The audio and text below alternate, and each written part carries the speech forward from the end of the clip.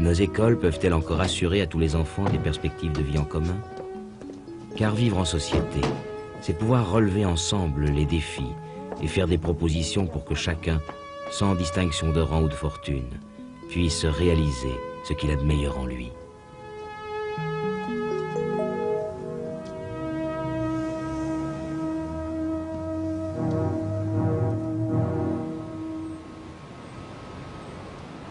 Pour moi, la crise, c'est comme, je la ressens comme tout le monde, parce que je suis un père de famille comme tout le monde. Bon, j'ai une femme, deux enfants, ma petite maison, que malheureusement, je n'ai pas su achever de payer parce qu'il a fallu restreindre sur le budget et tout ça.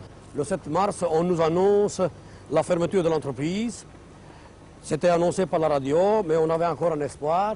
Le 8 mars, jour de mon anniversaire, ça a été un peu dramatique, surtout parce que à cause de l'anecdote, pour moi. Ma femme me téléphone à l'usine pour me souhaiter bon anniversaire, c'était mon anniversaire, mais je lui ai dit que 5 minutes avant, l'entreprise m'avait dit, écoute, il n'y a plus d'emploi, c'est la faillite, aujourd'hui on ne sera pas payé parce que c'était justement le jour de paye. Et j'ai répondu à ma femme, oui en effet, le patron m'a fait 2 cadeaux, m'a licencié et je n'ai plus d'emploi.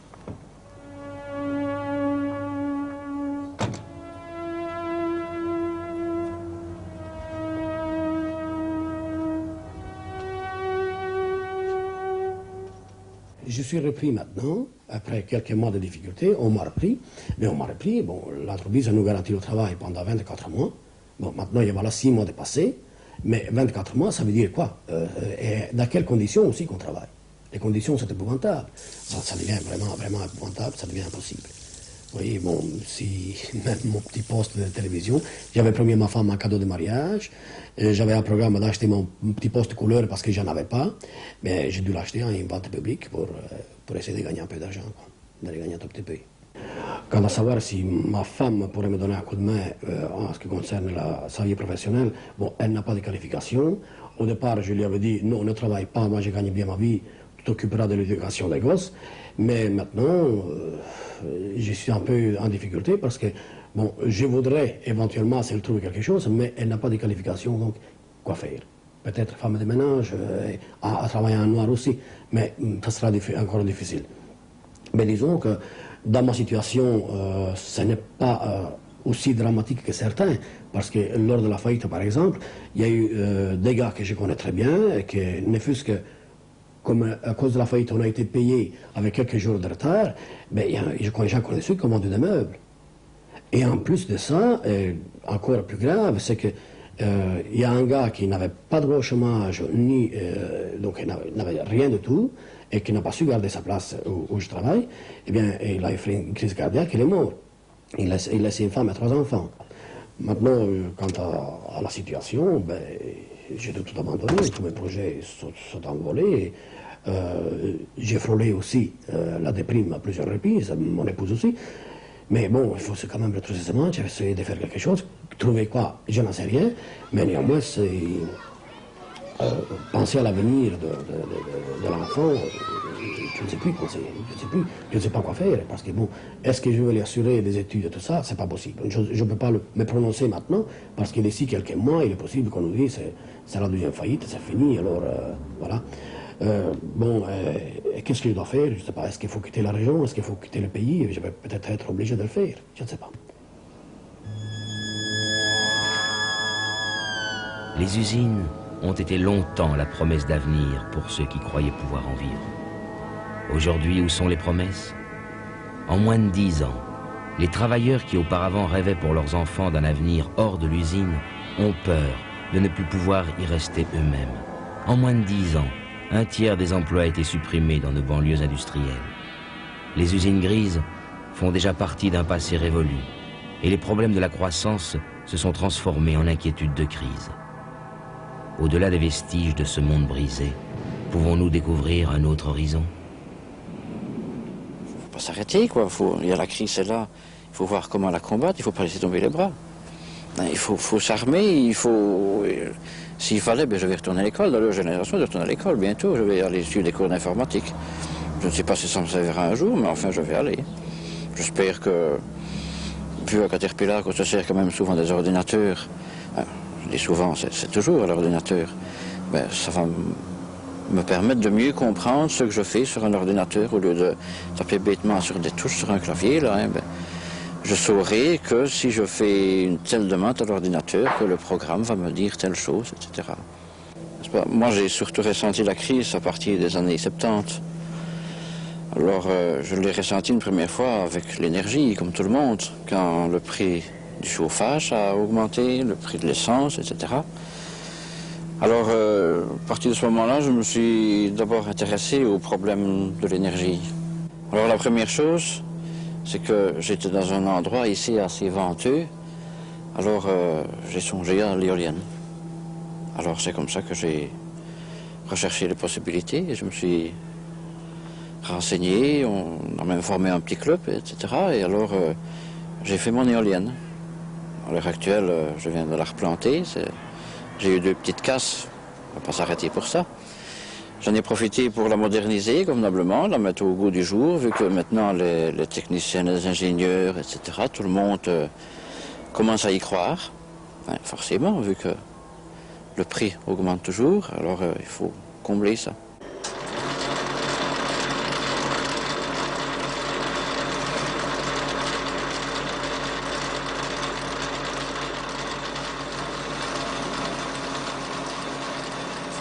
Un des moyens pour lutter contre le chômage, pour moi, ben, c'est mon tour ici. Évidemment, ce n'est pas un tour moderne, numérique, etc., comme on va dans les usines, mais enfin, disons que je sais me servir de mon tour ici. J'estime plutôt que c'est la capacité de l'homme, plutôt que la technique. Quand j'ai suivi les cours il y a 25-30 ans, et que je suis arrivé dans l'entreprise, chez Henri, la première chose qu'on m'a dit, maintenant on va t'apprendre à travailler. Alors malheureusement, à l'heure actuelle, avec toutes les usines modernes, les tours modernes, etc., la production qui est vraiment très importante partout, on ne prend plus la peine d'apprendre aux jeunes à travailler. Et là, je crois qu'il y a un handicap sérieux. Les écoles ne sont pas toujours aptes à suivre l'évolution très rapide des techniques modernes à l'heure actuelle. Parce que je vois bien chez Caterpillar, tous les jeunes qui sont là, bon, si un jour on ferme Caterpillar, ben, ils n'ont aucune qualification vraiment valable, ils vont se retrouver devant un mur, ils n'ont pas la possibilité de donner leur maximum vu qu'on ne leur a jamais appris. Les vieilles banlieues industrielles sont à bonne distance des grands boulevards où circule la richesse. Notre système économique actuel s'est avéré incapable de répondre aux aspirations de notre jeunesse. Accepteront-ils longtemps une société où l'austérité pour les uns et le gaspillage pour les autres auront fini par remplacer toute notion de solidarité? Dans les villes, des jeunes au visage inquiet circulent à la recherche de travail. Cette situation s'aggravant, la jeune génération acculée sera peut-être conduite à des violences collectives. Notre société se réveillerait alors malade de sa jeunesse. Choisiront-ils cette voie ou sont-ils déjà vaincus face à un avenir dont ils sont absents? Les difficultés de trouver du travail, c'est-à-dire que je n'ai pas de qualification. J'ai un diplôme d'humanité et dans les entreprises actuellement, on demande une qualification. Je crois être capable d'assumer un travail et de me rendre utile à la société, mais je n'ai pas de diplôme qualifié et il est très difficile de trouver du travail car les employeurs sont très exigeants. Je suis capable d'assumer un travail de secrétariat par exemple, mais il n'y a pas de possibilité actuellement. J'ai cherché beaucoup, mais je n'ai pas trouvé, quoi. Alors j'ai cherché du côté ouvrier et là j'ai peut-être une possibilité de trouver un travail suivant une nouvelle formule, c'est-à-dire qui consisterait à travailler que le week-end, 24 heures durant un week-end. Et ce travail consisterait à emballer et habiller des bobines de papier dans une papeterie à Nivelles. On a besoin de fournir un travail, on a besoin de participer au développement de son pays. Il serait inacceptable que je passe ma vie au chômage. Et je veux surtout pas avoir le sentiment d'être assisté, c'est-à-dire profiter de ces allocations de chômage et me trouver dans une certaine oisiveté. Une autre raison pour laquelle je veux rechercher, voire briguer un emploi, c'est ma situation familiale. Je vais bientôt me marier et ma future femme attend un enfant. Et nous avons besoin d'argent. Comme tout couple, comme toute famille qui se construit, on a besoin d'argent. Comment fonder une famille quand l'incertitude se fait lancinante? La prise d'initiative, qui nous est si souvent présentée comme le remède à tous les maux, est une attitude conquérante pour les uns, une façon de s'adapter pour les autres. Un jeune qui se met à la recherche d'un emploi n'a qu'une chance sur 3 d'emprunter la voie à laquelle il s'est préparé. Il a une chance sur 3 de ne rien trouver du tout, si ce n'est la longue file des chômeurs. Et alors, il a une chance sur 3 d'obtenir un travail qui ne correspond en rien à son attente. Il entre alors dans les filières incertaines des travaux précaires, au rabais. Merci, fiston. Merci.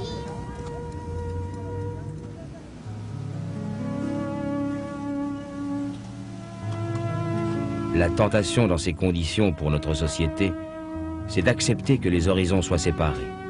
Une partie de la population se partagerait le travail précaire, l'autre partie se réserverait les emplois les plus productifs et la création de richesses.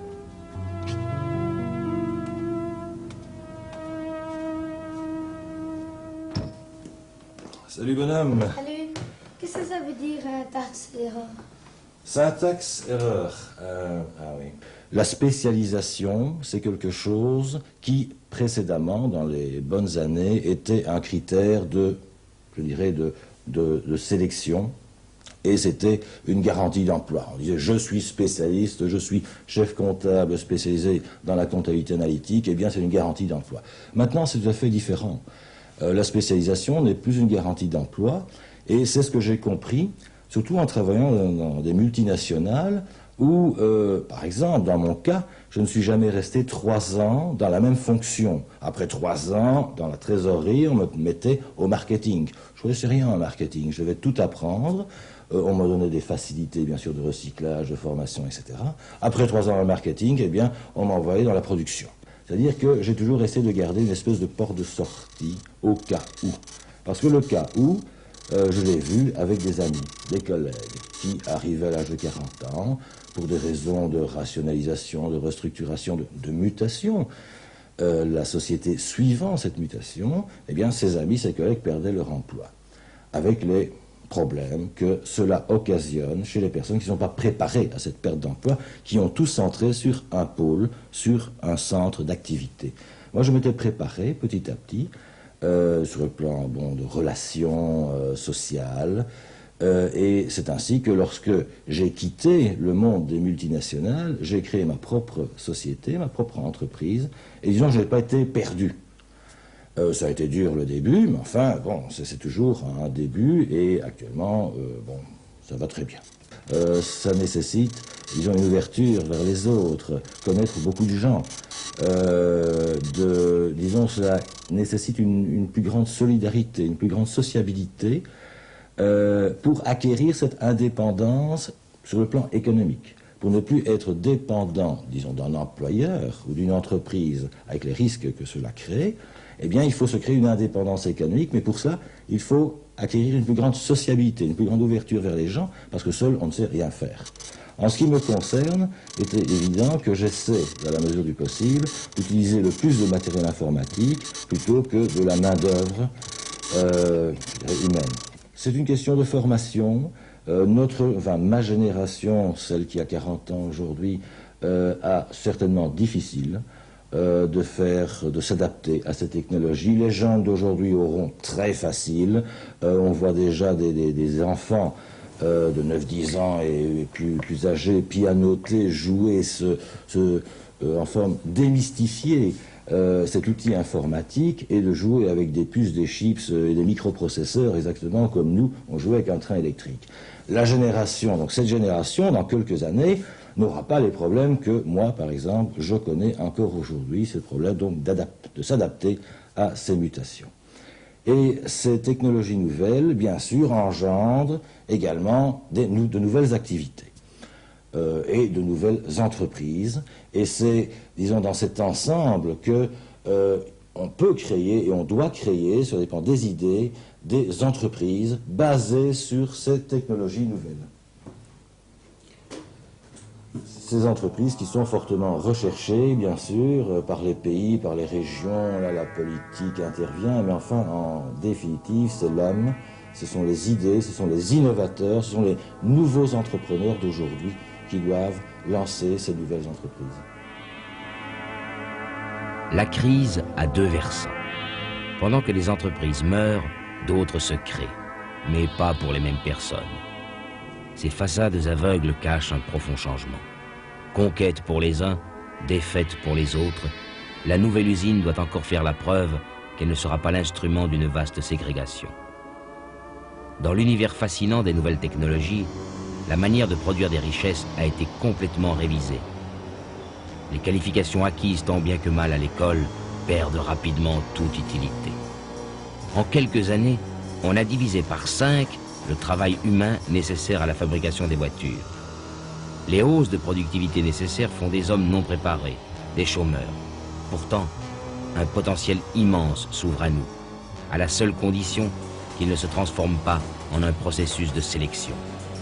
Le défi est clair, que les temps modernes se comprennent comme une œuvre collective et pas comme une mécanique d'exclusion.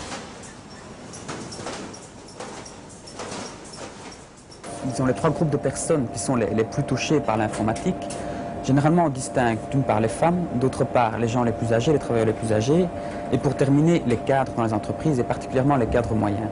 Donc, premièrement, les femmes, c'est assez clair que dans les secteurs qui sont maintenant les plus touchés par l'informatique, qui sont les plus touchés par la restructuration, ce sont des secteurs qui sont à forte composante féminine, main-d'œuvre féminine qui est relativement importante.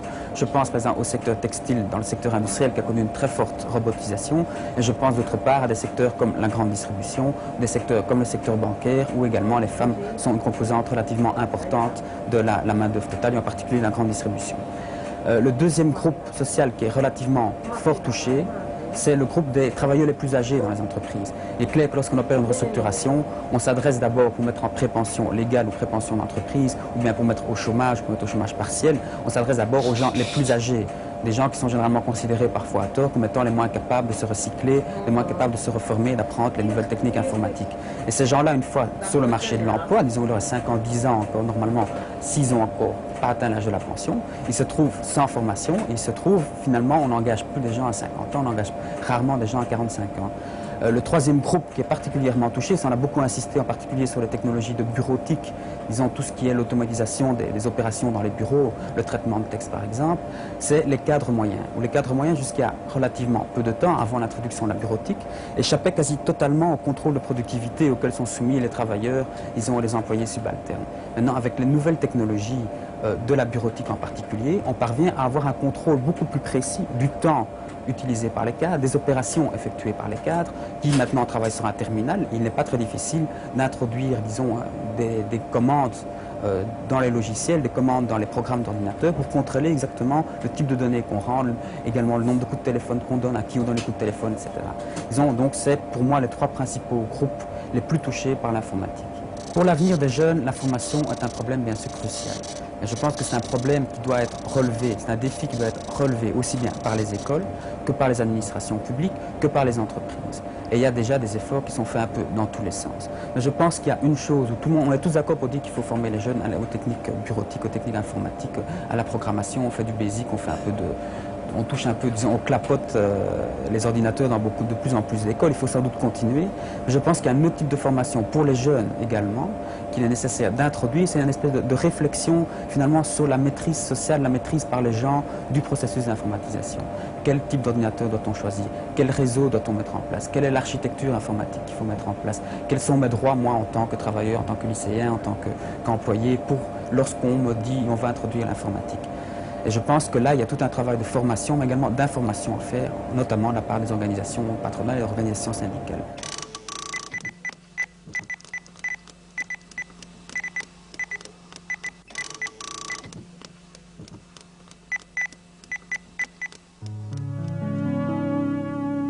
Les années 60 ont été marquées par une intégration de plus en plus poussée de la population active. Les contrats de travail se sont faits plus stables, moins arbitraires. Les revenus, malgré des inégalités, ont été fixés par des conventions applicables à tous. La sécurité sociale s'est perfectionnée comme assurance contre les risques sociaux, la maladie, l'accident, le chômage. Tout cela a contribué à souder la société. Les années de croissance n'ont pas seulement fait la société de consommation, elles ont aussi fait la société d'intégration. La population, dans sa quasi-totalité, était appelée à participer à un développement commun.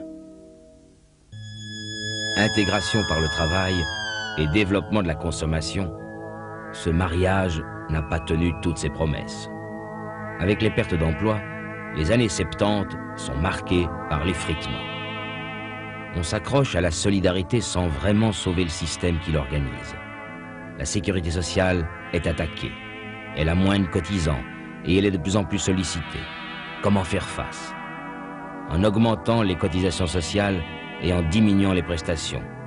Et le consensus s'effondre.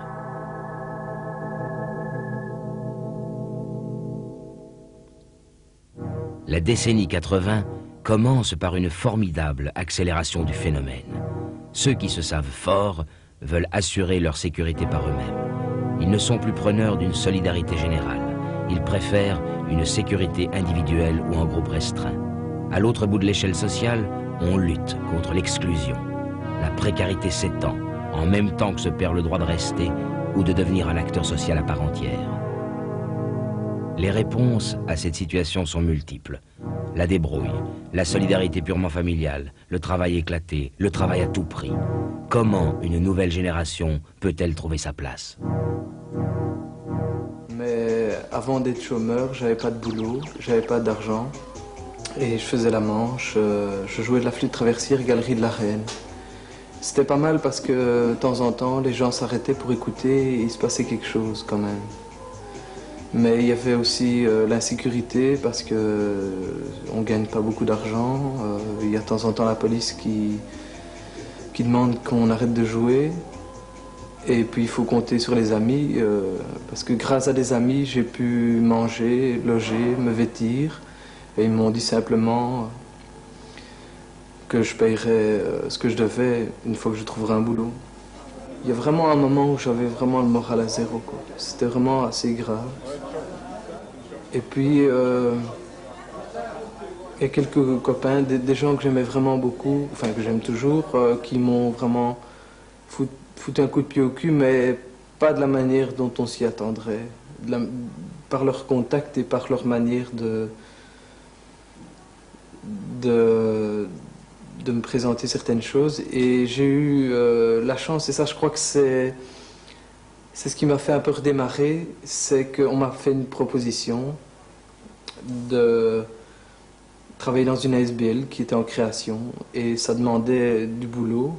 Et en plus c'était un domaine qui m'intéressait beaucoup parce que c'était reprendre un café dans lequel il y avait une dimension culturelle, exposition, concert. Et ça m'a vraiment terriblement motivé, quoi. Ça m'a fait redémarrer déjà très très fort. Les projets que j'ai sont pas évidents. Si ça marche, j'essaie vraiment de tout faire comme il faut pour que ça marche. Je crois que si ça marche, c'est un peu me lancer dans une bonne direction où je pourrais vraiment trouver ce que je recherche.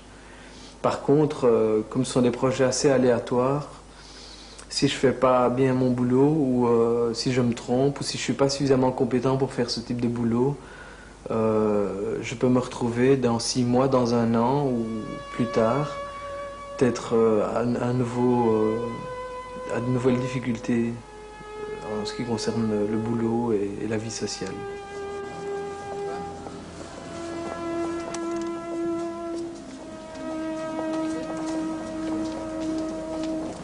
La crise, bon, on en parle, mais moi je trouve que c'est pas si évident que ça. Bon, tout le monde vit bien quand même, on se rationne pas, les McDonald's sont pleins, tout le monde se permet encore de sortir, ça va bien moi je trouve. On doit pas se plaindre qu'on est encore bien. Et moi je trouve qu'on doit pas, bon, c'est bien que le travail ça peut pas être un rêve, bon, quelque chose d'amusant et tout ça. Si ça l'est, tant mieux. Mais c'est pas grave si on fait un travail qui n'est pas dans nos cordes et qui est moins amusant, quoi. Le principal, c'est de travailler, gagner de l'argent pour avoir son appartement, vivre plus ou moins bien. C'est ça le plus important quand même. Les jeunes, bon, on dit qu'ils font pas grand-chose et tout ça, mais c'est un peu vrai. Par exemple, si on est à la maison, on peut avoir des tas de travaux à faire, mais on préfère regarder la télé, et même si c'est emmerdant, regarder la télé et ne rien faire plutôt que faire quelque chose de constructif, quoi. On se passionne pas beaucoup pour grand-chose et moi j'aime bien l'école, mais je pense pas qu'à ça. Bon, l'école, j'y vais parce qu'il faut bien y aller comme tout le monde, mais bon, une fois que je suis dans l'école, c'est fini, j'oublie tout et la vraie vie commence, quoi. Bon, l'école, quand j'y suis, j'essaye que ça se passe le mieux possible. Bon, on s'amuse bien, bon, ça peut être chouette, quoi, mais on se tue pas au travail, quoi. Parce que bon, avant, quand on allait à l'école, c'était vraiment sérieux, c'était pour faire quelque chose d'intéressant, pour étudier, avoir un diplôme, tandis que maintenant, bon, on pense pas du tout à ça, hein. Personne va à l'école et se dit, bon, c'est pour avoir un diplôme, bon, on va à l'école, et on reste au cours, et quand les 8 heures de cours sont passées, on sort, et puis on va avec des copains, ou on fait ce qu'on veut, bon.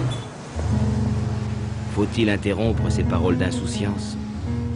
Modération, privation, restriction, et la peur plus tard de ne pas pouvoir accéder à tout ce qui est offert. Une des premières manières de vivre ensemble dans une société, c'est de fréquenter une école. L'école ne se comprend que par rapport à un avenir, une perspective, un horizon. Si nous sommes incapables de réunir des horizons aujourd'hui séparés, c'est l'école elle-même qui éclatera. Le risque existe de choisir une école pour les uns qui sont bien nés et une école pour les autres qui devront s'adapter. Une forme ancienne de solidarité est sans doute morte. Pourtant, vivre en société, c'est pouvoir relever ensemble des défis et faire des propositions pour que chacun, sans distinction de rang ou de fortune, puisse réaliser ce qu'il a de meilleur en lui. En sommes-nous encore capables ?